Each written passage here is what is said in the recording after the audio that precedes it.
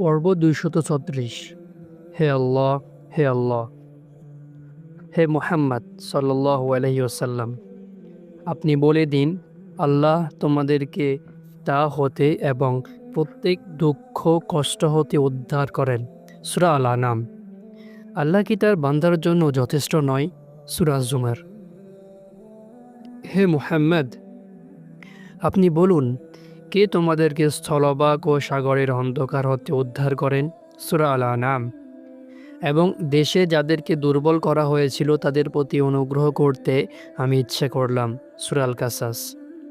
মহান আল্লাহ আদম আলাইসাল্লাম সম্বন্ধে বলেন, অতঃপর তার প্রভু তাকে মনোনীত করলেন, তার তওবা কবুল করলেন, তার প্রতি দয়া পরবশ হলেন বা তাকে ক্ষমা প্রদর্শন করলেন এবং তাকে পথ নির্দেশ দান করলেন। এবং নবী নূহ আলাইসাল্লাম সম্বন্ধে আল্লাহ বলেছেন, আমি তার ডাকে সাড়া দিলাম, তাকে এবং তার পরিবারকে মহাসংকট বা ভীষণ দুঃখ কষ্ট হতে মুক্তি দিলাম। এবং ইব্রাহিম নবী আলাইসাল্লাম সম্বন্ধে বলেছেন, আমি আল্লাহ বললাম, হে আগুন, তুমি ইব্রাহিমের জন্য শীতল ও শান্তিদায়ক হয়ে যাও। ইয়াকুব নবী সম্বন্ধে বলেছেন, হয়তোবা আল্লাহ তাদেরকে একসঙ্গে আমার নিকট এনে দিবেন। এবং ইউসুফ নবী সম্বন্ধে তিনি, আল্লাহ অবশ্যই আমার প্রতি অনুগ্রহ করেছেন, কেননা তিনি আমাকে জেলখানা থেকে বের করে এনেছেন এবং আপনাদেরকে মরু অঞ্চল হতে নিয়ে এসেছেন।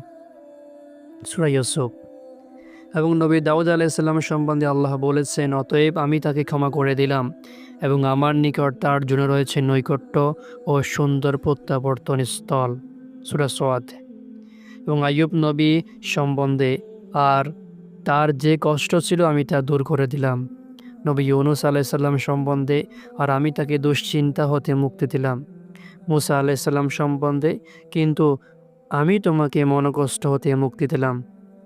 নবী মুহাম্মদ সাল্লাল্লাহু আলাইহি সাল্লাম সম্বন্ধে আল্লাহ তাআলা বলেছেন, যদি তোমরা তাকে সাহায্য না করো তাতে কিছু যায় আসে না, কারণ আল্লাহ তাকে অবশ্যই সাহায্য করবেন। সূরা তাওবা।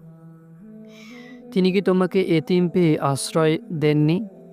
এবং তিনি কি তোমাকে পথ সন্ধানী পেয়ে পথের সন্ধান দেননি?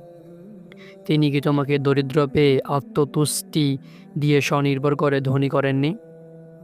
সর্বক্ষণ তিনি কাউকে সম্মানিত করা, কাউকে অপমান করা, কাউকে জীবনদান, কাউকে মৃত্যুদান ইত্যাদি কাজে ব্যস্ত থাকেন। সূরা রহমান।